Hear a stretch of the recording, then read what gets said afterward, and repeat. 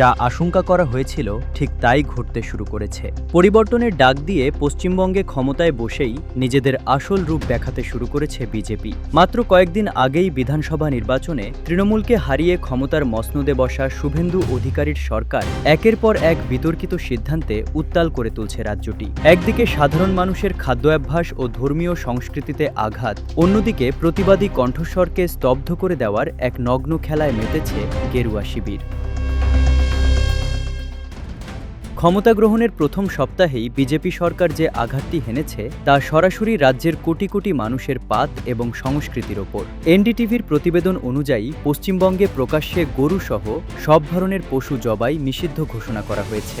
নতুন বিজ্ঞপ্তিতে বলা হয়েছে, এখন থেকে পৌরসভা বা পঞ্চায়েত কর্তৃপক্ষের দেওয়া ফিটনেস সনদ ছাড়া কোনো পশু জবাই করা যাবে না। শুধু গরু নয়, ষাঁড়, মহিষ, এমনকি বাছুর জবাইয়ের ক্ষেত্রেও আরোপ করা হয়েছে কঠোর সব শর্ত। কিন্তু এই নিষেধাজ্ঞার আড়ালে লুকিয়ে আছে এক আমলাতান্ত্রিক জটিলতা। বলা হয়েছে, একটি পশুর বয়স যদি 14 বছরের বেশি না হয় এবং সেটি যদি প্রজননের অনুপযোগী না হয় তবে সেটিকে জবাই করা যাবে না। প্রশ্ন উঠছে, সাধারণ কৃষক বা ব্যবসায়ীরা এই জটিল নিয়ম পালন করবেন কিভাবে? তার উপর নিয়ম ভাঙলে 6 মাসের কারাদণ্ড এবং জরিমানার বিধান রাখা হয়েছে। রাজনৈতিক বিশ্লেষকদের মতে এটি কেবল পশু অধিকার রক্ষা নয়, বরং বিশেষ একটি গোষ্ঠী এবং সংস্কৃতির ওপর সরাসরি মনস্তাত্ত্বিক চাপ সৃষ্টির অপকৌশল।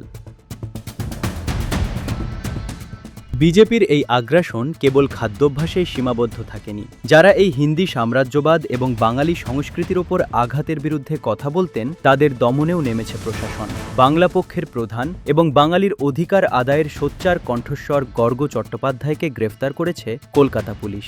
নির্বাচনের আগে ইভিএম নিয়ে গুজব ছড়ানো কিংবা উস্কানিমূলক মন্তব্যের পুরনো অভিযোগ তুলে তাকে তড়িঘড়ি করে শ্রীঘরে পাঠানো হয়েছে। শুভেন্দু অধিকারী মমতা বন্দ্যোপাধ্যায়কে পরাজিত করার পর থেকেই গুঞ্জন ছিল পশ্চিমবঙ্গ হয়তো তার নিজস্ব পরিচয় হারাবে।